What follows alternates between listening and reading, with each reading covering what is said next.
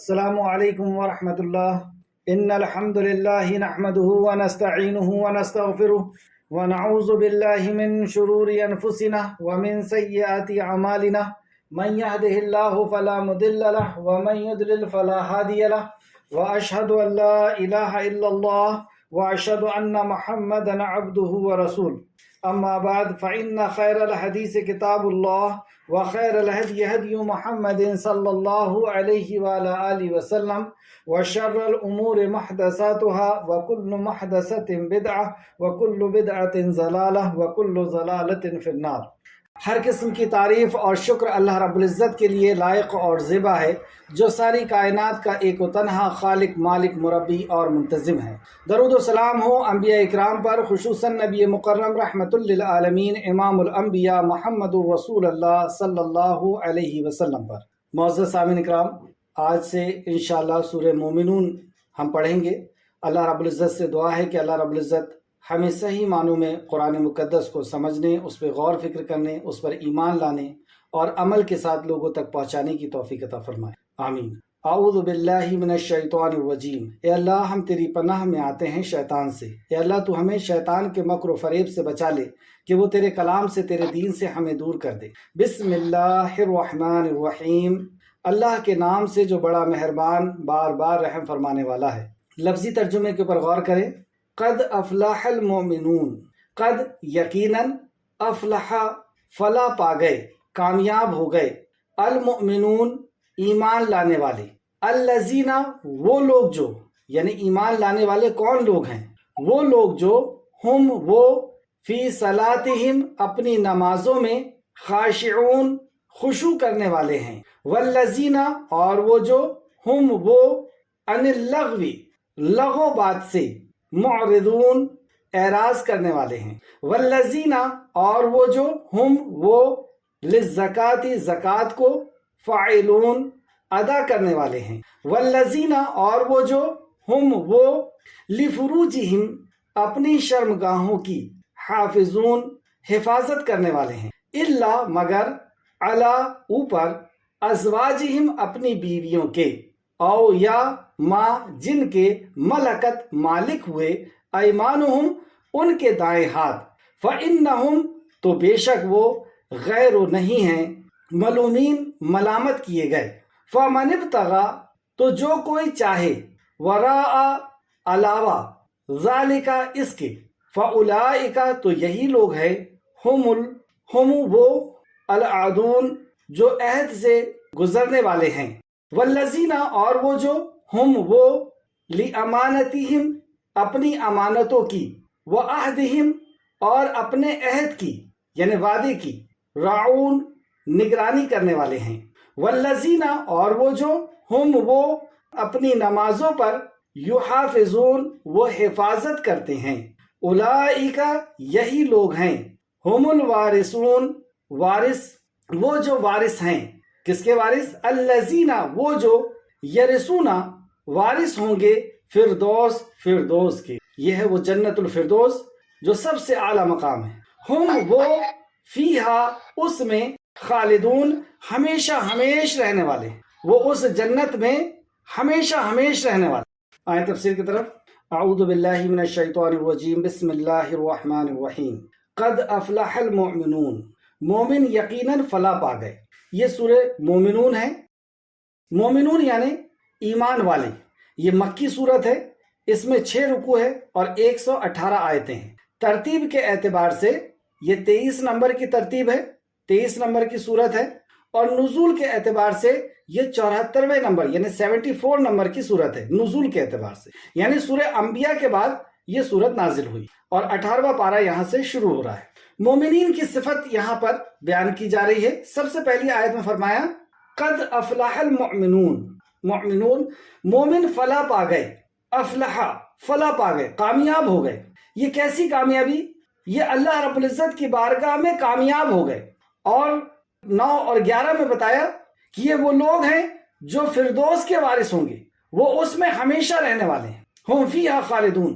جنت الفردوس جنت کا سب سے اونچا مقام، سب سے اعلیٰ مقام، اور اس میں مومن جانے والے ہیں۔ قد افلح المومنون، مومن یقیناً فلاح پا گئے۔ دنیا میں صرف 3 قسم کے لوگ پائے جاتے ہیں جو سورہ بقرہ کی ابتدائی آیتوں میں اللہ رب العزت نے بتایا ہے۔ پہلے وہ لوگ جو مومن ہیں، دوسرے وہ لوگ جو کافر ہیں، اور تیسرے وہ لوگ جو منافق ہیں۔ مومن کون؟ ایمان والے، یعنی یقین والے، آستھا اور وشواس والے۔ کس چیز پر؟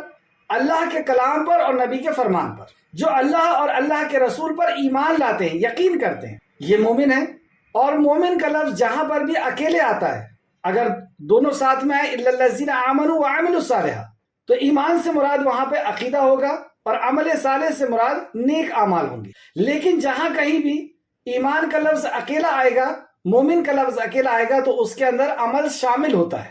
تو مومن کا مطلب دل کا یقین، زبان کا اقرار اور اعضاء کا عمل، یعنی اللہ کے کلام پر، رسول اللہ کے فرمان پر وہ پورا یقین رکھتا ہے دل کے یقین کے ساتھ، اور زبان سے اقرار بھی کرتا ہے اور اسی مطابق اس کا عمل ہوتا ہے۔ دوسرا وہ شخص ہے جو انکار کر دیتا ہے، اللہ کا انکار، اللہ کے رسول صلی اللہ علیہ وسلم کا انکار، اللہ کے کلام کا انکار، آخرت کے دن کا انکار، یہ ہوتا ہے انکار کرنے والا، یعنی کفر کرنے والا، جس کو ہم کافر کہیں گے۔ تیسرا وہ شخص ہے جو مومنوں کی بھیڑ میں رہتا ہے، مسلمانوں کے ساتھ رہتا ہے، لیکن اس کی قول اور فعل میں تضاد ہے۔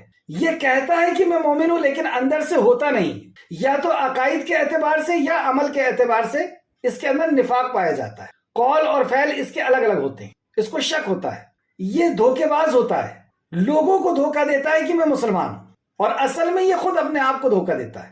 اور کچھ اس میں ایسے بھی ہوتے ہیں کہ جو کہتے ہیں کہ ہم مومن ہیں، اللہ نے فرمایا کہ جو کہتے ہیں کہ ہم مومن ہیں لیکن اصل میں وہ مومن ہوتے نہیں ہیں۔ تو یہ نماز، روزہ، حج، زکوٰۃ سب کرتے ہیں، مسلمانوں کے جیسی ان کی کھال ہوتی ہے، یعنی ان کے کپڑے ہوتے ہیں۔ اور اگر ہم یہ منافق جہاں سے شروع ہوئے تھے وہاں جا کر کے دیکھیں تو ان کا سردار ہے عبداللہ ابن ابی۔ عبداللہ ابن ابی نبی مکرم صلی اللہ علیہ وسلم کے جسٹ پیچھے کھڑے ہو کر کے نماز ادا کیا کرتا تھا 5 وقت کی سنت طریقے سے، لیکن اس کے دل کے اندر اس بات کا یقین نہیں تھا کہ اللہ ہی عبادت کے لائق ہے اور محمد رسول اللہ اللہ کے رسول ہیں۔ وہ جھوٹ بولتا تھا، دھوکہ دیتا تھا۔ تو یہ جو 2 لوگ ہیں، کافر تو جہنم میں اوپر کے حصے میں رہیں گے، لیکن منافق جہنم کے سب سے نچلے حصے میں رہیں گے۔ اور بظاہر وہ مسلمان گھر میں پیدا ہو گئے، بظاہر ان کے نام مسلمانوں کے جیسے، بظاہر وہ نماز، روزہ، حج، زکوٰۃ بھی کرتے ہوئے دکھ رہے ہیں، لیکن اصل میں وہ ایمان والے نہیں ہیں۔ تو کیسے پتا چلے گا کہ وہ ایمان والے نہیں؟ ہم بھی تو اپنے آپ کو مسلمان سمجھ رہے ہیں، ہم بھی تو نماز، روزہ، حج، زکوٰۃ کر رہے ہیں، ہمارے بھی تو چہرہ ویسے ہی دکھتا ہے۔ تو ہم کیسے پتا کریں ہم اپنے آپ کو کہ ہم کیا ہیں، ان 3 گروپ میں ہمارا کہاں پر حصہ ہے؟ تو ہم بظاہر انکار کرنے والے تو نہیں ہیں، اقرار کرنے والے ہیں۔ تو اب ہمیں دیکھنا پڑے گا کہ وہ صفات ہمارے اندر ہے یا نہیں۔ اس دل کے اندر، اس جسم کے اندر جو بھی چیز جاتی ہے وہ اپنا اثر لے کر کے آتی ہے۔ حرام چیز اس جسم کے اندر جاتی ہے، شراب، تو پورا جسم گواہی دیتا ہے، آنکھیں بتاتی ہے، چہرہ بتاتا ہے، چال بتاتی ہے، زبان بتاتی ہے کہ یہ شرابی، شراب پی رکھا ہے۔ حرام چیز، اور سب سے پاکیزہ چیز، سب سے قیمتی نعمت ایمان جب دل کے اندر آتا ہے تو ہمارا ہر عمل بتاتا ہے، ہماری زبان، ہمارا کردار، ہمارا کیریکٹر اس کی گواہی دیتا ہے۔ تو یہ جو دونوں لوگ ہیں، منافق اور کافر، یہ جہنمی ہیں۔ اب بچا صرف وہ جو مومن ہے، اور مومن ہی کامیاب ہوگا، یہ اللہ سبحانہ تعالیٰ نے بتا دیا۔ قد افلح المؤمنون، مومن یقیناً کامیاب ہو گئے، فلاح پا گئے۔ تو یہ کون ہے مومن؟ ہم بھی تو فلاح پانا چاہتے ہیں۔ فلاح کیسے ملے گی؟ کیا صفت ہے مومن کی جو صفت ہمارے اندر ہمیں لانا ہوگا؟ تو دیکھیں مومن کون ہوتا ہے۔ اللہ سبحانہ تعالیٰ نے فرمایا الذین هم فی صلاتہم خاشعون، وہ جو اپنی نماز میں عاجزی کرنے والے ہیں۔ اس کو دوسرے طرح سے اس طرح بھی سمجھ سکتے ہیں، مومن یعنی ایمان والا۔ کس چیز پر ایمان والا؟ اللہ کی وحدانیت پر، رسول اللہ کی رسالت پر، آخرت پر، تقدیر پر، مرنے کے بعد کی زندگی پر۔ تو جو توحید والا ہے، جو رسالت والا ہے، جو آخرت پر یقین والا ہے، وہ ایسا ہوتا ہے، اس کے اندر یہ صفات ہوتی ہیں۔ ہم اپنے آپ کو کہتے رہیں کہ ہم توحید والے ہیں، ہم رسالت والے ہیں، ہم آخرت پر یقین کرنے والے ہیں، اور یہ صفات نہ ہو تو ہم جھوٹے ہیں۔ اگر ہمارے اندر ایمان ہے، یقین ہے، تو یہ صفات ہونا ہے۔ تو پہلی صفت بتائی، اور جو اپنی نماز میں عاجزی کرنے والے ہیں، خاشعون۔ یہ خاشعون کیا ہے؟ تفسیر ابن کثیر جلد نمبر 4 صفحہ نمبر 234۔ ابو طلحہ نے ابن عباس رضی اللہ عنہ کی روایت کو بیان کیا ہے کہ خاشعون کے معنی ہے ڈرنے والے اور سکون اختیار کرنے والے، یعنی جب یہ نماز میں کھڑے ہوتے ہیں تو انہیں ہوش ہوتا ہے کہ ہم خالق کائنات کے سامنے کھڑے ہیں اور اس عرش عظیم کے رب کے سامنے کھڑے ہیں، جس کی کرسی کا یہ عالم ہے، اللہ کے قدم رکھنے کی جگہ ہے، کہ ساتوں زمین و آسمان کو جس نے گھیر رکھا ہے، اس عرش عظیم کے رب کے سامنے ہم کھڑے، تو ویسی ان کے اندر خشیت، ان کا ڈر پیدا ہوتا ہے اور سکون اور اطمینان کے ساتھ وہ کھڑے ہوتے۔ مجاہد رحمۃ اللہ علیہ، حسن اور قتادہ اور زہری سے بھی اسی طرح مروی ہے کہ اس کا خاشعون کا معنی ڈرنے والے اور سکون اختیار۔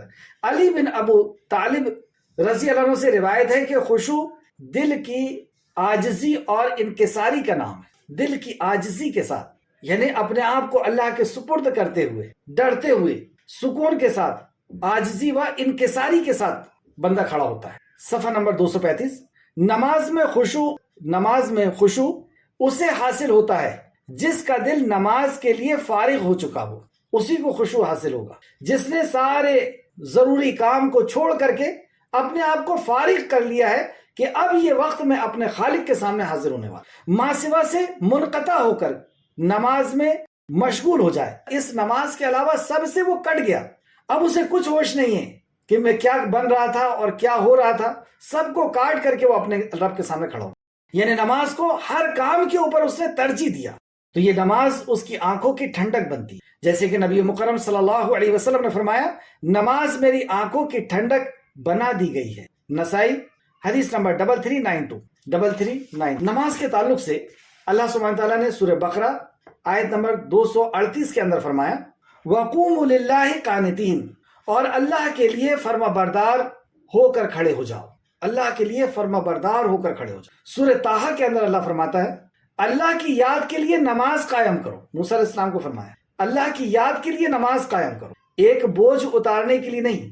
بعض لوگ بوجھ اتارنے کے لیے پڑھ رہے ہیں کہ ابھی ظہر پڑھے تھے، اب عصر آ گیا، چلو جلدی سے پڑھ لیتے ہیں، تو ان کے کلمات سے، ان کی زبان سے ہی سمجھ میں آ رہا ہے کہ یہ بوجھ اتارنا چاہتے، محبت کے ساتھ اللہ کی بارگاہ میں نہیں حاضر ہو رہے۔ نبی کریم صلی اللہ علیہ وسلم سے صحابی نے پوچھا، یا رسول اللہ آپ اتنی محنت کیوں کرتے ہیں، رات رات بھر آپ قیام میں کھڑے ہیں، آپ کے پیروں میں ورم آ جاتے ہیں، سوجن آ جاتی ہے، آپ تو معصوم عن الخطا ہیں، بخشے بخشائیں، اتنی محنت کیوں؟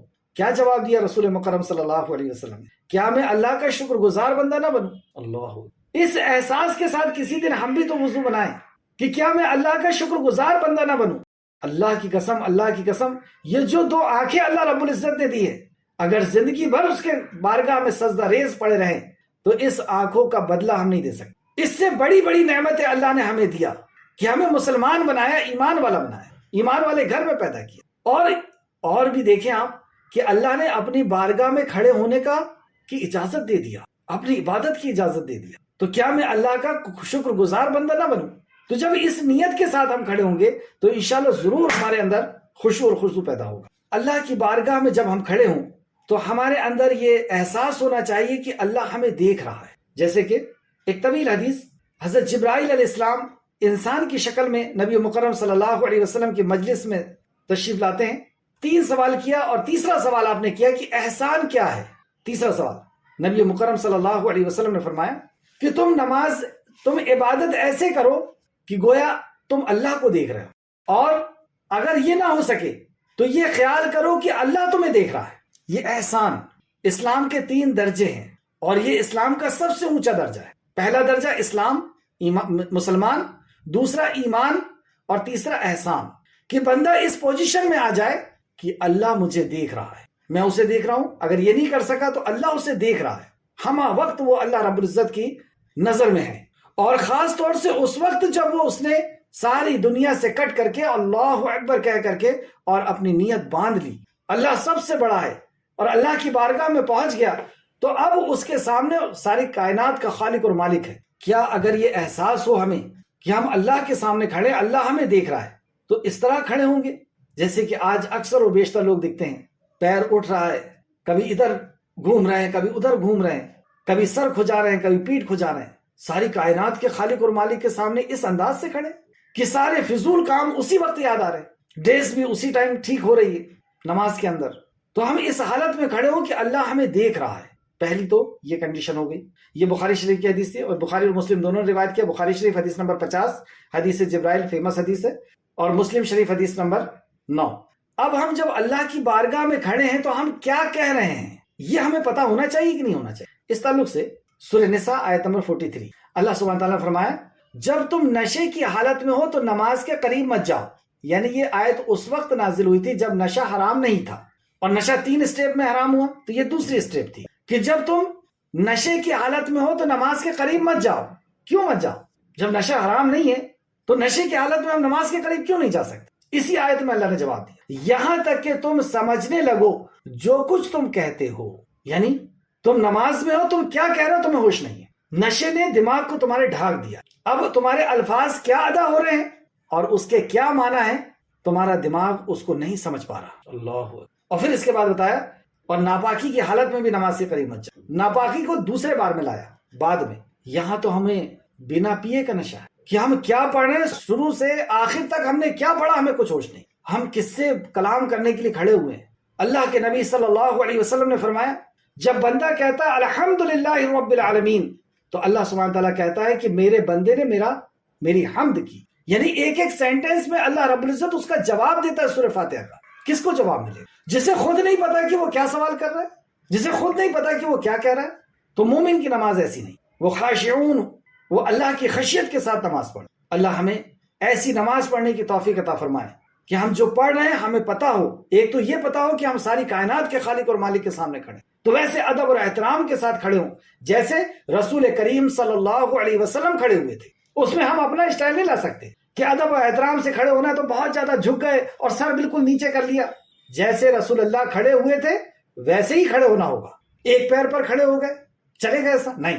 رسول اللہ دونوں پیر پہ ایک جیسے کھڑے ہوئے تو ویسے ہی کھڑے ہونا پڑے، اپنا کچھ نہیں چلے گا. پچھلی صورت میں ہم پڑھ چکے ہیں کہ عبادت کا طریقہ اللہ رب العزت عطا کرتا ہے. جبرائیل علیہ السلام بار بار آ کر کے نماز کے تعلق سے بتایا کرتے تھے، اول وقت میں بھی اور آخر وقت میں بھی آ کر کے آپ نے بتایا. ایک اور حدیث دیکھیں، یہ بخاری شریف کی حدیث ہے. سیدہ عائشہ رضی اللہ عنہ بیان کرتی ہیں کہ میں نے رسول اللہ صلی اللہ علیہ وسلم سے پوچھا نماز میں ادھر ادھر دیکھنا کیسا ہے؟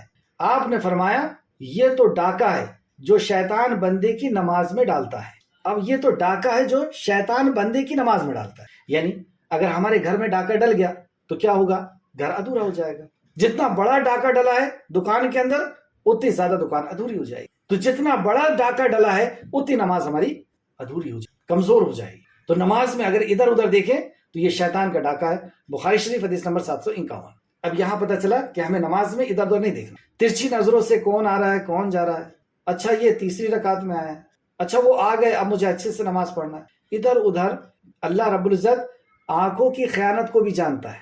تو ہماری نظر وہی ہونا چاہیے جو سجدے کی جگہ ہے. تیسری بات. چوتھا، سیدنا انس رضی اللہ عنہ بیان کرتے ہیں رسول اللہ صلی اللہ علیہ وسلم نے فرمایا لوگوں کو کیا ہو گیا ہے کہ وہ نماز میں اپنی نگاہیں آسمان کی طرف اٹھاتے ہیں. آپ نے اس سلسلے میں بہت سخت الفاظ ارشاد فرمائے، یہاں تک کہ آپ نے فرمایا انہیں اس سے باز آ جانا چاہیے، مطلب انہیں اس سے رک جانا چاہیے ورنہ ان کی آنکھیں اچک لی جائیں گی. یہ ہے اللہ کا ادب. اللہ کی بارگاہ میں کھڑے ہو آسمان کی طرف دیکھ رہے ہو، تماشا بنا لیے نماز کو. یہ اتنا سخت عمل ہے کہ آپ نے فرمایا تمہاری آنکھیں اچک لی جائیں گی، یعنی تمہاری آنکھوں کو اندھا کر دیا جائے، نوچ لیا جائے ان کی بینائی کو. اور یہ متفقن علیہ روایت ہے. بخاری شریف حدیث نمبر 750 اور مسلم شریف حدیث نمبر 429 429.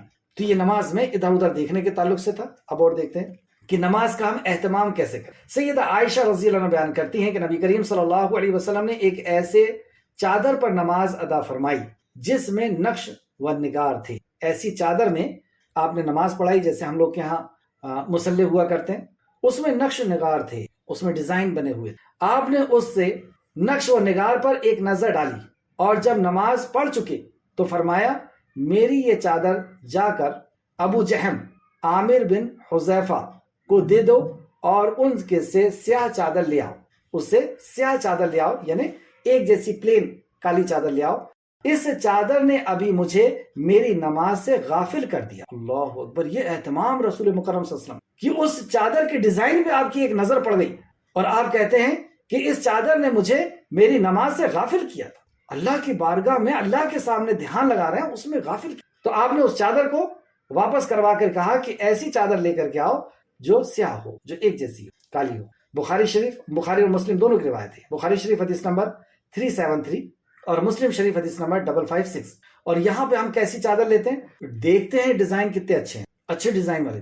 اور آئیں نماز کے اندر کیسا سکون ہونا چاہیے۔ رسول اللہ صلی اللہ علیہ وسلم ایک دن مسجد میں تشریف فرما تھے اور ہم بھی آپ کے ارد گرد بیٹھے ہوئے تھے، آس پاس بیٹھے ہوئے تھے، کہ ایک آدمی جو دیہاتی محسوس ہوتا تھا، جو گاؤں کا محسوس ہوتا تھا، وہ مسجد میں داخل ہوا، مسجد میں آیا اور اس نے نماز پڑھنا شروع کر دی۔ غور کریں، عہد مبارک کی بات ہے، نبی مکرم صلی اللہ علیہ وسلم کے دور کی بات ہے، اور یہ مسجد میں آ کر کے نماز ادا کر، اس نے اپنی نماز میں جلدی کی۔ پھر وہ نماز ادا کر چکا تو نبی کریم صلی اللہ علیہ وسلم کے پاس آیا اور آپ کو سلام کہا۔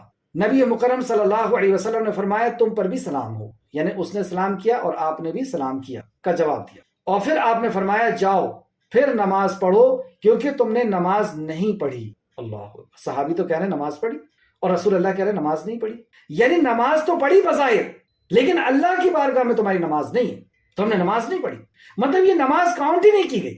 یہ نہیں کہا کہ تم نے نماز ادھوری پڑھی ہے، نماز میں کمزوری کی ہے، نماز پڑھی نہیں۔ سو وہ گیا اور پھر پہلے جیسی نماز پڑھی، پھر آیا اور آپ سے سلام کیا، آپ نے جواب دیا تجھ پر بھی سلام ہو، جاؤ نماز پڑھو تم نے نماز نہیں پڑھی، یہ دوسری بار بھی ہو۔ اس طرح اس نے 2 یا 3 مرتبہ، راوی کہتے ہیں 2 یا 3 مرتبہ نماز دہرائی اور ہر مرتبہ آ کر آپ کو سلام کیا اور آپ نے وہی جواب دیا کہ جاؤ نماز پڑھو تم نے نماز نہیں پڑھی۔ پھر جب اس نے وجہ پوچھی، یعنی پھر وہ پوچھتا ہے یا رسول اللہ میں نے تو جو بھی اس نے جس بھی انداز میں کہا، وجہ پوچھی کہ یا رسول اللہ میں کیسے نماز پڑھوں مجھے بتائیں، تو آپ صلی اللہ علیہ وسلم نے اسے تفصیل نماز کا طریقہ سکھایا اور ہر رکن میں اعتدال و اطمینان ہونا چاہیے۔ آپ نے کیا فرمایا؟ ہر رکن میں، یعنی ہر اسٹیپ میں، ہر رکن میں اعتدال برابری، ہر رکن میں اعتدال اور اطمینان ہونا چاہیے، ہر اسٹیپ میں اطمینان ہونا چاہیے۔ یہ نہیں جیسے کوا ایک کے بعد دوسرا چونچ مارتا ہے، سجدے میں گئے پھر اٹھے، پھر سجدے میں گئے، پھر رکوع، پھر سجدہ، کیا کہہ رہے ہیں اتنے اسپیڈ سے کہہ رہے ہیں۔ یا اللہ کی بارگاہ میں ہم کچھ عرض کرنے کے لیے کھڑے ہوئے ہیں، اور کبھی آپ جو ہم کہہ رہے ہیں نا اس کو ترجمہ بھر پڑھ کر کے اور ایسے جلدی جلدی پڑھیے گا کہ تمام تعریف تیری لیے، ہم تیری عبادت کرتے ہیں، تجھے سے مدد چاہتے ہیں، دکھا ہمیں سیدھا راستہ، ان لوگوں کا راستہ جن پر تو نے انعام کیا نا ان لوگوں کے، اچھا لگے گا ایسا، لیکن ہم عربی میں تو ایسی جلدی جلدی پڑھتے ہیں اور ہمیں ہوش بھی نہیں ہوتا ہے کہ ہم کیا پڑھ رہے ہیں۔ تو ادب سے، احترام کے ساتھ، ادب کے ساتھ، خشوع و خضوع کے ساتھ، ڈرتے ہوئے اللہ کی بارگاہ میں، اور ایک ایک اسٹیپ میں آرام سے رکتے رکتے ہوئے نماز کو ہم ادا کریں۔ ترمذی شریف حدیث نمبر 302 یہ ہے مومن کی نماز۔ ایک اور آپ نے قرآن کی آیت سنی ہوگی کہ نماز تنہا عن الفحشاء والمنکر والبغی، کہ نماز فاحش اور برائی سے روکتی ہے۔ اب ہم فاحش اور برائی بھی کر رہے ہیں اور نماز بھی پڑھ رہے ہیں، تو کیا یہ آیت جھوٹی ہے؟ نہیں، یہ آیت صحیح ہے، کیونکہ اللہ کا کلام ہے کہ جو نماز پڑھے گا وہ بے حیائی اور برائی سے رکے گا، اور ایک شخص نماز پڑھ رہا ہے اور بے حیائی بھی کر رہا ہے، اس کا مطلب یہ ہے کہ وہ نماز نہیں پڑھ رہا۔ اگر نماز واقعی نماز ہو جائے تو بے حیائی سے روکے گی۔ کیسے روکتی ہے؟ جب ہم نماز کو سمجھ کر کے پڑھتے، ایاک نعبد و ایاک نستعین، اے اللہ میں تیری ہی عبادت کرتا ہوں، تجھی سے مدد چاہتا ہوں۔ اللہ کی بارگاہ میں کھڑے ہو کے ہاتھ باندھ کر کے اقرار کر رہے ہیں۔ اب باہر جا کر کے اگر ہم کسی اور سے دعا کریں گے، کسی اور سے سجدہ کریں گے تو شرم محسوس ہو، اتنا بڑا جھوٹ کہ میں اللہ کے سامنے تو یہ بول کے آ رہا ہوں کہ میں تیری ہی عبادت کرتا ہوں، تجھی سے مدد چاہتا ہوں، اور یہاں پہ آ کر کے میں اس سے مدد چاہ رہا ہوں۔ اہدنا الصراط المستقیم، دکھا مجھے سیدھا راستہ، ان لوگوں کا راستہ جن پر تو نے انعام کیا ہے، اور میں چل رہا ہوں خود یہودی اور نصرانی کے راستے پر۔ تو ایک ایک جملے ہمیں روکیں گے برائی سے انشاءاللہ تعالی۔ چلیں دوسری صفت دیکھتے ہیں۔ پہلی صفت، اور جو اپنی نماز میں عاجزی کرنے والے ہیں۔ دوسری صفت، والذین هم عن اللغو معرضون، اور وہ جو لغو باتوں سے اعراض کرنے والے ہیں، لغو باتوں سے اعراض کرنے والے۔ تفسیر ابن کثیر جلد نمبر 4 صفحہ نمبر 335 اور 235 لغو باتوں سے مراد یعنی باطل سے، اور یہ لفظ شرک، گناہوں اور ایسے تمام اقوال و افعال پر مشتمل ہے جو بے فائدہ ہو، جیسا کہ فرمایا، یعنی یہ جو لغو بات ہے یہ ہر قسم کی معصیت پر شامل ہے، ہر قسم کے گناہ پر جن سے اللہ رب العزت نے روکا ہے۔ جیسے سورہ فرقان آیت نمبر 72 کے اندر اللہ فرماتا ہے، اور جب ان کا بیہودہ چیزوں سے گزر ہوتا ہے تو وہ عذر و وقار سے گزر جاتے ہیں، مطلب وہ اس سے کنارہ کرتے ہوئے گزر جاتے ہیں۔ قتادہ رحمۃ اللہ علیہ کہتے ہیں کہ ان کے پاس اللہ تعالیٰ کا حکم آیا ہے، اس لیے اس نے انہیں لغو اور باطل امور سے بچا لیا. یعنی ہر قسم کے یہ ایسی باتیں جس کا نہ دنیا میں فائدہ ہے نہ آخرت میں فائدہ ہے. ہر وہ بات جو اللہ رب العزت کو ناراض کرنے والی ہے یہ اس سے رک جانے والے ہیں. ایک اور آیت دیکھتے ہیں، سورہ قصص آیت نمبر 55 میں اللہ فرماتا ہے اور جب وہ لغو بات سنتے ہیں تو اس سے کنارہ کرتے ہیں.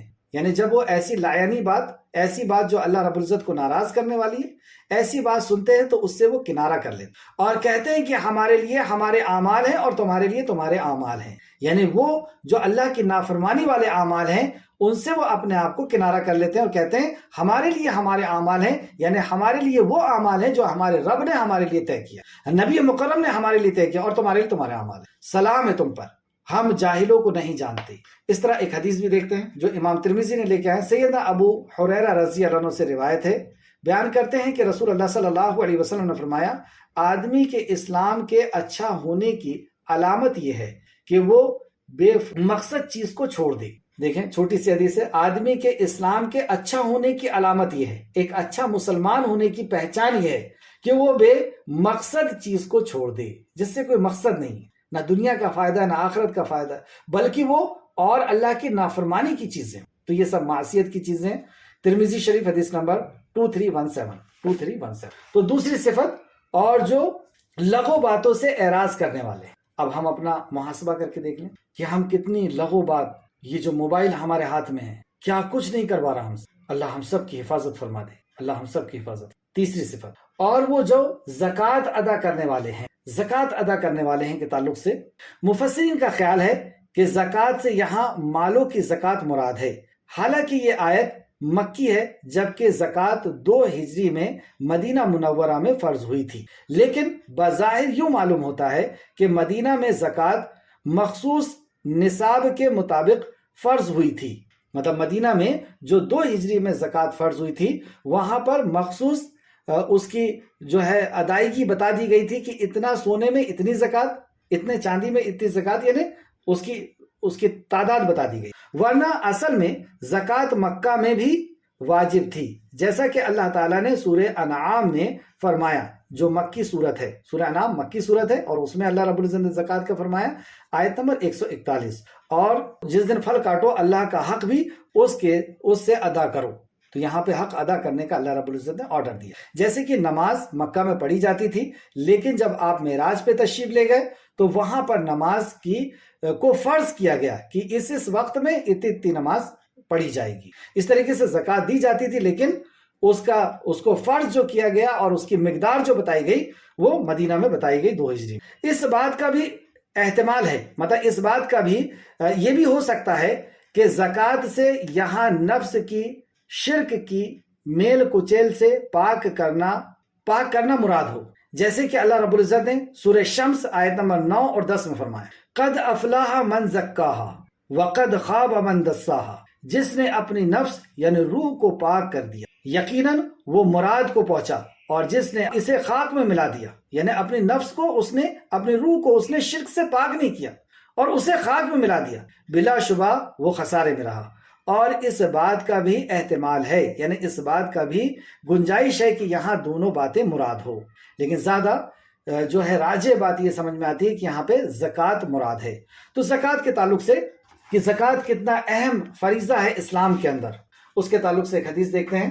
سیدنا ابو ہریرہ رضی اللہ عنہ بیان کرتے ہیں کہ رسول اللہ صلی اللہ علیہ وسلم نے فرمایا، اللہ جس کو مال دے اور وہ اس کی زکوٰۃ ادا نہ کرے تو قیامت کے دن اس کا مال ایک گنجے سانپ کی شکل بن کر، مطلب جو اس کا مال ہے اس کو ایک سانپ کی شکل اللہ رب العزت دے گا، گنجے سانپ کی شکل، جس کی آنکھوں پر 2 کالے داغ ہوں گے، اس کے گلے کا توق بن جائیں گے. مطلب وہ جو مال ہے وہ سانپ بن کر کے اس کے گلے کا ہار بن جائے گا، توق بن جائے گا. پھر اس کے دونوں جبڑوں سے پکڑ کر کہے گا، مطلب وہ جو سانپ ہے وہ دونوں جبڑوں سے پکڑ کر کہے گا، میں تیرا مال ہوں، میں تیرا خزانہ ہوں. اس کے بعد آپ صلی اللہ علیہ وسلم نے یہ آیت تلاوت فرمائی، سورہ آل عمران آیت نمبر 180. اور وہ لوگ جو اس میں بخیلی کرتے ہیں جو اللہ نے انہیں اپنے فضل سے دیا ہے، اللہ رب العزت نے دیا اور اس میں وہ کنجوسی کرتے ہیں، مطلب ان کا کوئی رول نہیں ہے، یہ دولت اللہ نے عطا کی ہے اور اس میں یہ کنجوسی کرتے ہیں، بخیلی کرتے ہیں، ہرگز گمان نہ کریں، مطلب ایسا نہ سوچ لیں، وہ ہرگز گمان نہ کریں کہ وہ ان کے لیے اچھا ہے۔ یہ بخیلی کرنا ان کے لیے اچھا نہیں ہے، یہ مال کو جمع کرنا اور زکوٰۃ نہ دینا یہ ان کے لیے اچھا نہیں ہے، ہرگز وہ گمان نہ کریں، بلکہ ان کے لیے برا ہے۔ ان قریب یعنی ایسا بہت جلد ہونے والا ہے کہ قیامت کے دن انہیں اس چیز کا توق پہنایا جائے گا، اس مال کا انہیں توق پہنایا جائے گا۔ بخاری شریف حدیث نمبر 1403 اور زکوٰۃ نہ دینے کے تعلق سے اور بھی بہت سخت وعیدیں بیان کی گئی ہیں۔ یہ بات اسی میں کافی ہے کہ یہ ارکان اسلام میں سے ہیں، اسلام کے جو 5 پلرز ہیں، جو 5 بنیادیں ہیں، 5 بیس ہیں، اس میں سے ایک ہے۔ جیسے کہ سیدنا عبداللہ بن عمر رضی اللہ عنہ بیان کرتے ہیں، رسول اللہ صلی اللہ علیہ وسلم نے فرمایا اسلام کی بنیاد یعنی بیسک 5 چیزیں ہیں، 5 چیزوں پر ہے، اسلام کی بنیاد 5 چیزوں پر ہے۔ اس بات کی گواہی دینا کہ اللہ کے سوا کوئی الہ نہیں اور محمد رسول اللہ صلی اللہ علیہ وسلم اللہ کے رسول ہے، شہادتین۔ دوسرا نماز قائم کرنا، تیسرا زکوٰۃ ادا کرنا، چوتھا حج کرنا اور 5واں رمضان کے روزے رکھنا۔ بخاری شریف حدیث نمبر 8، مسلم شریف حدیث نمبر 16۔ اور ایک اور حدیث میں حضرت ابوبکر صدیق نے فرمایا کہ جو زکوٰۃ نہیں دے گا میں اس کے خلاف اعلان جنگ کروں۔ تو اس سے بھی اہمیت پتہ چلتی ہے زکوٰۃ کی، کیونکہ یہ غریبوں کا حق ہے جو اللہ رب العزت نے مالداروں کو دیا ہے اور وہ انہیں چاہیے کہ انہیں دے۔ تو مومن کی تیسری صفت یہاں پہ پتہ چلی کہ وہ زکوٰۃ کو ادا کرتے ہیں۔ چوتھا، اور وہ جو اپنی شرمگاہوں کی حفاظت کرنے والے ہیں، یعنی زنا بدکاری نہیں کرتے، وہ اپنی شرمگاہوں کی حفاظت کرنے والے ہیں سوائے اپنی بیویوں یا ان کنیزوں کے جن کے مالک ان کے دائیں ہاتھ ہیں، تو بلا شبہ ان کے بابت ان پر کوئی ملامت نہیں۔ یہاں زنا سے روکا بھی گیا اور روکنے کا طریقہ بھی بتا دیا کہ وہ شرمگاہ کی حفاظت کرتے ہیں، لیکن کہاں حفاظت نہیں کرتے؟ بیویوں۔ تو اس سے پتہ چلا کہ شرمگاہ کی حفاظت کے لیے ضروری ہے نکاح کریں یا نکاح کروائیں، اسی سے ہم اس کو بچا سکتے ہیں، بچ سکتے۔ تو بلا شبہ یہاں فرمایا پھر جو شخص ان کے علاوہ یعنی نکاح کے علاوہ راستہ تلاش کرے تو ایسے لوگ ہی حد سے گزر جانے والے ہیں۔ اگر نکاح کے علاوہ وہ اپنی شہوت کو پوری کرنے کے لیے کوئی دوسرا راستہ اختیار کرتا ہے، اب دوسرے راستے میں ہم جنس پرستی بھی ہو گئی اور غیر محرم کے پاس جانا بھی ہو گیا، یہ جو بھی راستہ اختیار کرے گا تو وہ مجرم ہے، وہ مومن نہیں ہے، مومن نہیں ہے۔ ہاں، جب بندہ زنا کرتا ہے اس وقت ایمان اس سے اٹھا لیا جاتا ہے، اور جب زنا کر کے وہ ختم ہوتا ہے پھر ایمان اس کے اندر واپس کیا جاتا ہے، یعنی ایک مومن یہ کام نہیں کرتا۔ اس طریقے سے چور چوری کر رہا ہوتا ہے اس وقت بھی اس کا ایمان اٹھ جاتا ہے، یعنی ایک دل کے اندر ایمان ہو اور ایسا عمل ہو ہرگز نہیں ہو سکتا۔ ایک دل کے اندر ایمان ہو اور وہ زنا بھی کرے ایسا نہیں ہو سکتا، ایک دل کے اندر ایمان ہو اور چوری بھی کرے ایسا نہیں ہو سکتا، اس وقت اس کا ایمان اٹھا لیا جائے۔ اسی طریقے سے جادوگر کے ساتھ۔ بہرحال سورہ بنی اسرائیل آیت نمبر 32 کے اندر اللہ فرماتا ہے اور زنا کے قریب بھی نہ جاؤ، بے شک وہ ہمیشہ سے بڑی بے حیائی ہے اور برا راستہ ہے۔ ہمیشہ سے بڑی بے حیائی ہے یعنی حیا کا جنازہ نکالنا ہے اور برا راستہ ہے۔ تو زنا کے قریب بھی مت جاؤ، کیونکہ جب بندہ اس کے قریب جاتا ہے تو اس میں ملوث ہو جاتا ہے۔ یہ ایسی دلدل ہے کہ تھوڑا سا بھی پیر رکھے گا تو دھیرے دھیرے بڑھ کر کے اور پھر اس کو وہاں تک اس انجام تک پہنچا دیا جاتا ہے۔ اسی لیے اللہ رب العزت نے پہلے ہی روک دیا کہ اس کے جو بھی راستے ہیں اس کو بھی بند کر دو۔ سورہ بنی اسرائیل آیت نمبر 32۔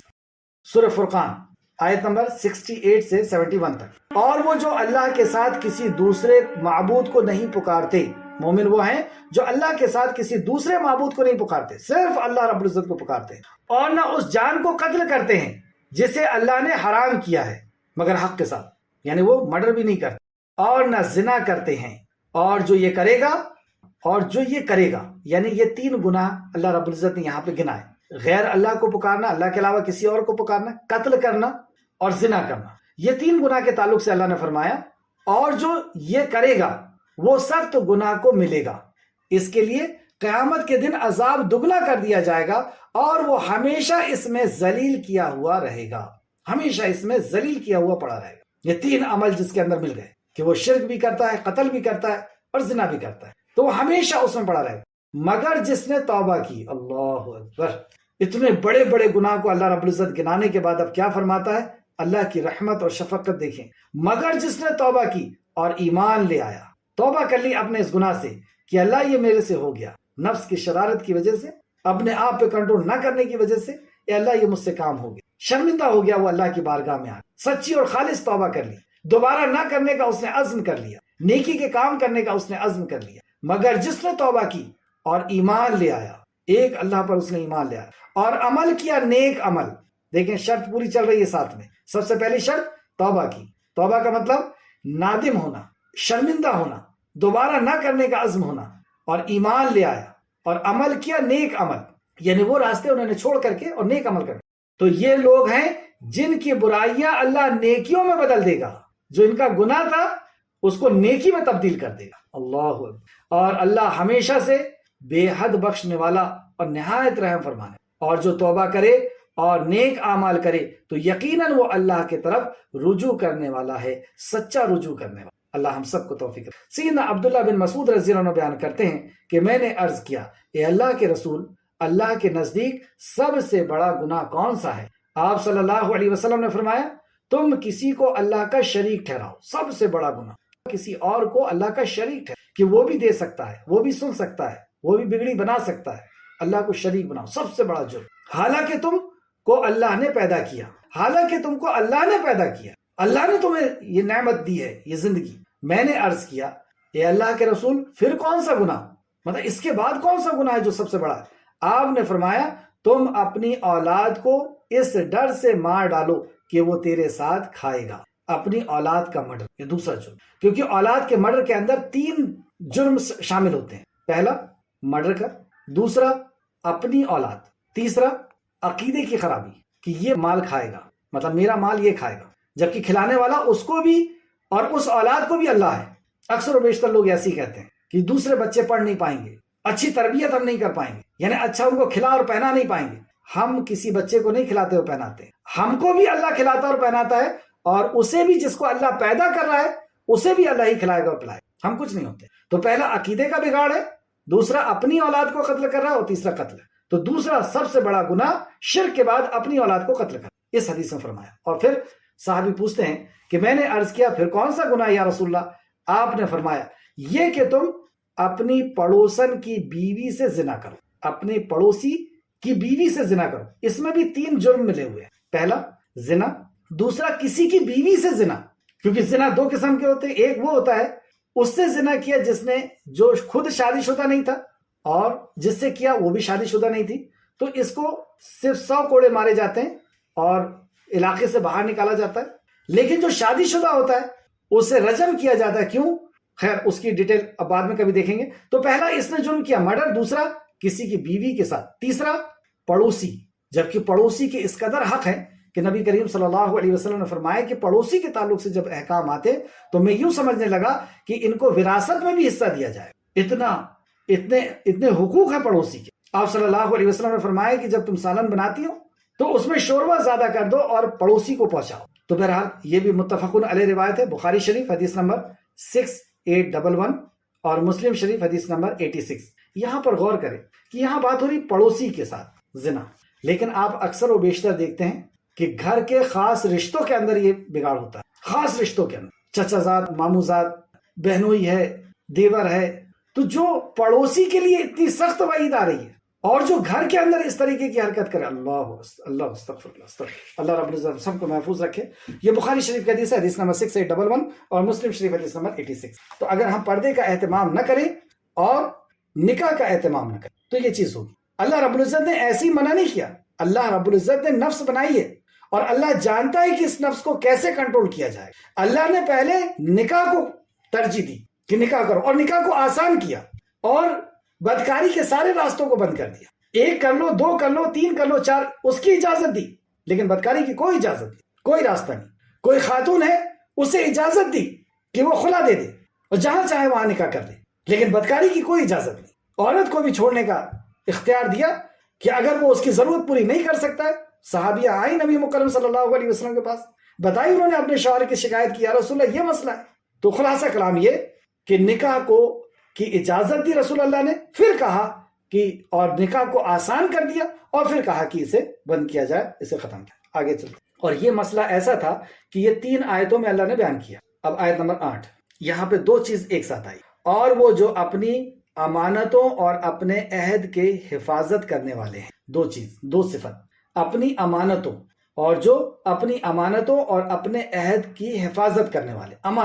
امانت یعنی کسی نے ہمارے پاس کوئی امانت رکھی ہے، کوئی دولت رکھی ہے، جوان بیٹی کو چھوڑ کے گئے ہیں امانت کے طور پر کہ اس کی حفاظت کرنا، پیسے رکھ کر کے گئے ہیں کہ اس کی حفاظت کرنا، یا کوئی بات راز کی بتائی ہے کہ دیکھو یہ امانت ہے اسے رکھنا. اب وہ جیسی پلٹا تو اس کے راز کو ہم نے فون لگا کے دوسرے کو فاش کر دی. یہ ہے امانت میں خیانت. مومن نہیں کرتا ایسا. تو جو بھی امانت ہے، یہاں تک کہ اسلاف جو ہمارے بزرگ ہیں وہ جو نوٹ دیا کرتے تھے ویسا کہ ویسے ہی وہ واپس کیا کرتے تھے کہ اس کو ہم تبدیل بھی نہیں کر سکتے. ایسی امانت دار تھے. اور نبی مکرم صلی اللہ علیہ وسلم، دشمنوں نے پلاننگ کر لی دار الندوہ میں بیٹھ کر کے کہ محمد الرسول اللہ صلی اللہ علیہ وسلم کو کل صبح ہونے کے پہلے سارے قبیلے کے نوجوان ایک ساتھ مل کر کے تلواروں سے ماریں گے اور ختم کر. اللہ سبحانہ و تعالیٰ نے آپ کو وحی کے ذریعے بتا دیا، اور وہ امانت دار رسول کے ہم امتی ہیں صلی اللہ علیہ وسلم. حضرت علی کو کہتے ہیں کہ یہ امانتیں رکھی ہوئی ہیں مکہ والوں کی. کون مکہ والے؟ جو تلوار لے کر کے چاروں طرف کھڑے ہوئے،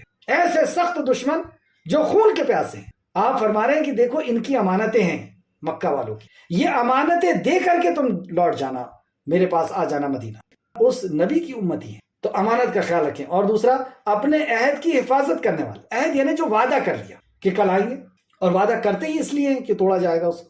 مطلب ایسی بے ہوشی کی زندگی ہم جی رہے ہیں کہ ہمیں پتہ ہی نہیں کہ ہماری زبان سے نکل کیا رہا ہے. یہ فرشتے بیٹھے ہیں، اسے نوٹ کر رہے ہیں، ایک ایک الفاظ کو لکھا جا رہا ہے. ہم کسی سے وعدہ کر رہے ہیں اور وہ انتظار کر رہا ہے، ہم اس کو تکلیف پہنچا رہے ہیں. اس تعلق سے دیکھتے ہیں چند باتیں عہد کے تعلق سے. امانت اور عہد کے تعلق سے یہ آیت دیکھتے ہیں، سورہ بقرہ آیت نمبر 177. اس میں مومنوں کی چند صفات اللہ رب العزت نے بیان کی، اور ان صفات کے اندر یہ صفات کو اللہ نے لے کر کے آیا. نیکی یہی نہیں تم اپنا منہ مشرق اور مغرب کی طرف پھیر لو. صرف نیکی یہی نہیں کہ تم اپنا منہ مغرب یا مشرق کی طرف پھیر لو، اور لیکن اصل نیکی اس کی ہے جو اللہ اور یوم آخرت اور فرشتوں اور کتابوں اور نبیوں پر ایمان لائے، اور مال دے اس کی محبت کے باوجود. مطلب مال سے محبت ہے لیکن اس کے باوجود وہ زکوٰۃ دے. قرابت داروں اور یتیموں اور مسکینوں اور مسافروں اور مانگنے والوں کو اور گردن چھڑانے والوں کو، اور نماز قائم کرے اور زکوٰۃ ادا کرے. اور جو اپنا عہد پورا کرے، جو اپنا عہد جو وعدہ کیا ہے وہ وعدہ پورا کرنے والا ہے.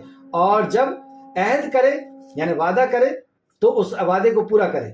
اور جو خصوصاً تنگ دستی اور تکلیف میں اور لڑائی کے وقت صبر کرنے والے ہیں، یہی لوگ ہیں جنہوں نے سچ کہا، اور یہی بچنے والے لوگ ہیں. یہی سچ کہا انہوں نے، یعنی یہ مومن لوگ. سورہ نساء آیت نمبر 58 میں بھی اللہ فرماتا، بے شک اللہ تمہیں حکم دیتا ہے کہ تم امانتیں ان کے حقداروں کو ادا کر دو. امانتیں ان کے حقدار، اللہ تمہیں حکم دیتا ہے. اصل میں بات یہ ہے کہ ان مومنوں کی صفات منافقوں کی صفات کے برعکس ہے. یعنی یہ صفت منافق کی ہے، مومن کی صفت نہیں.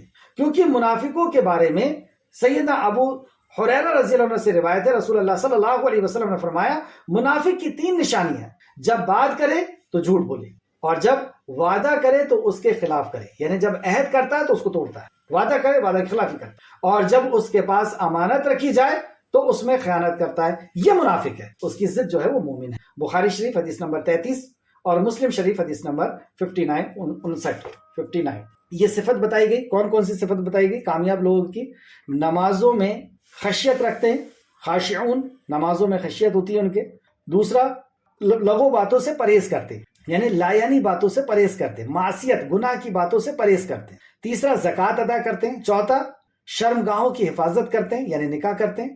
پانچواں، امانت کی ادائیگی کرتے ہیں، امانت ادا کرتے ہیں. چھٹواں، عہد یعنی وعدہ پورا کرتے ہیں. اور پھر 7ویں صفت آ رہی ہے کہ نماز کی حفاظت کرتے ہیں. نماز کی حفاظت کے تعلق سے اللہ سبحانہ تعالیٰ فرماتا ہے آیت نمبر 9، اور وہ جو اپنی نمازوں کی حفاظت کرتے ہیں، اپنی نمازوں کی حفاظت کرتے ہیں.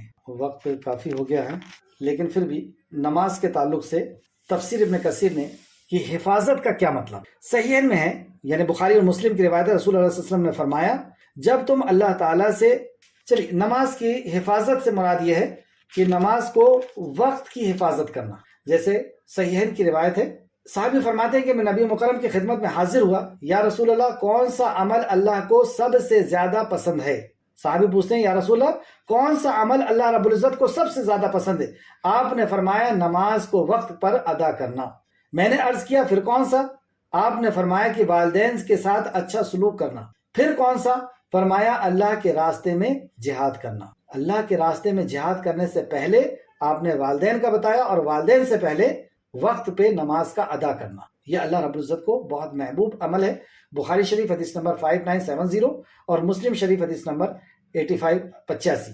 قتادہ رحمۃ اللہ علیہ فرماتے ہیں کہ اس کے معنی یہ ہیں کہ وہ نماز کے اوقات کی بہت حفاظت کرتے ہیں، نماز کے وقت کی حفاظت کرتے ہیں۔ بہنوں کو میں خاص طور سے کہوں گا کیونکہ ان کے لیے مسجد میں جانا بعض دفعہ نہیں ہوتا ہے اور گھر میں ہی ان کو پڑھنا ہوتا ہے، تو اکثر و بیشتر بہنیں یہ کرتی ہیں کہ میں یہ کام کر لیتی ہوں پھر نماز پڑھ لوں گی، یہ تھوڑے سے برتن رہ گئے، یہ تھوڑا سا کپڑا رہ گیا، یہ تھوڑا سا کھانا رہ گیا، اس کو کر لیتی ہوں پھر نماز پڑھ لیتی ہوں۔ یہ وقت کی پابندی نہیں، یہ آپ کی مرضی کی نماز، اللہ کی مرضی کی نماز ہم کو پڑھنا ہو تو اللہ کی مرضی کی نماز کی وقت ہوا آپ اس کا ٹائم ٹیبل سیٹ کر کے رکھ لیں، آپ کے کچن میں وہ ٹائم لگا ہوا رہے کہ فرض نماز اس وقت پڑھنا ہے، ظہر اس وقت پڑھنا ہے، مغرب اس وقت اور عشاء اس وقت، اور اس کے وقت پر جب آپ کام کو چھوڑ کر کے پڑھیں گی تب آپ کو اس کی اہمیت بھی پتہ چلے گی اور خشوع و خضوع بھی انشاءاللہ تعالیٰ پیدا ہوگا۔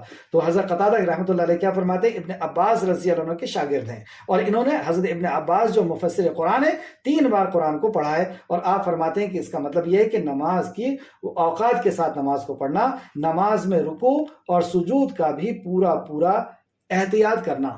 تفسیر ابن کثیر جلد نمبر 4 صفحہ نمبر 336۔ اللہ تعالیٰ نے اس مقام پر مومنوں کی ان صفات حمیدہ کا آغاز بھی نماز سے کیا اور اس کا اختتام بھی نماز سے، مطلب یہ مومنوں کی جب صفات اللہ نے بتائی تو شروع بھی نماز سے کیا اور ختم بھی نماز پہ۔ یہ نماز کی فضیلت کی دلیل ہے، جیسا کہ رسول اللہ صلی اللہ علیہ وسلم نے فرمایا سیدھے راستے پر رہو، تم پر گزرنے کی طاقت نہیں رکھو سکتے، یعنی کما حق کا قائم نہیں رہ سکو گے، اور خوب جان لو کہ تمہارے اعمال میں سب سے بہتر نماز ہے اور وضو کی حفاظت صرف مومن ہی کر سکتا ہے۔ سنن ابن ماجہ حدیث نمبر 277۔ یہ صفات کے بعد نماز کی حفاظت، یہ 7ویں صفت تھی۔ اس صفت کے بعد اللہ رب العزت نے انعام عطا فرمایا اور ان کو بشارت سنائی، اور وہ جو اپنی نماز کی حفاظت کرتے ہیں یہی لوگ وارث ہیں جو فردوس کے وارث ہوں، وہ اس میں ہمیشہ رہیں، جنت الفردوس کے یہ وارث ہوں گے اور اس فردوس میں یہ ہمیشہ ہوں گے۔ یہ جنت الفردوس کیا ہے؟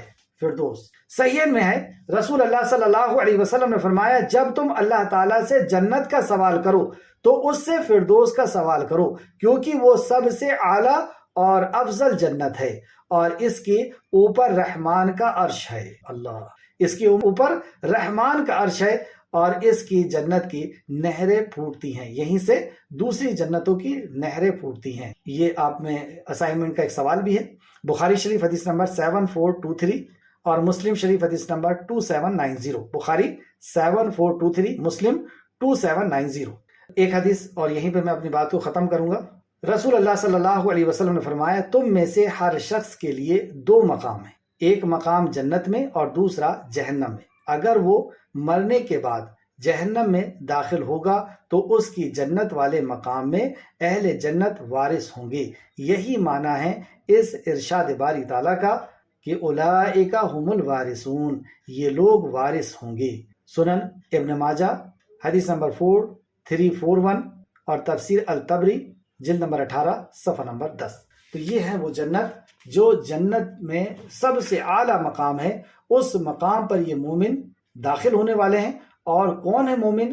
جن کے اندر یہ صفات ہیں۔ اللہ رب العزت ہم سب کے اندر ان صفات کو داخل فرما، اے اللہ ہم سب کے اندر ان صفات کو داخل فرما دے، اے اللہ ہم سب کے اندر ان صفات کو داخل فرما دے، اے اللہ ہم سے سوال کرتے ہیں جنت الفردوس کا، آمین یا رب العالمین۔ اللہم صلی علی محمد وعلی آل محمد، اللہم صلی علی محمد وعلی آل محمد، اللہم صلی علی محمد وعلی آل محمد، آمین یا رب العالمین۔ السلام علیکم ورحمۃ اللہ وبرکاتہ۔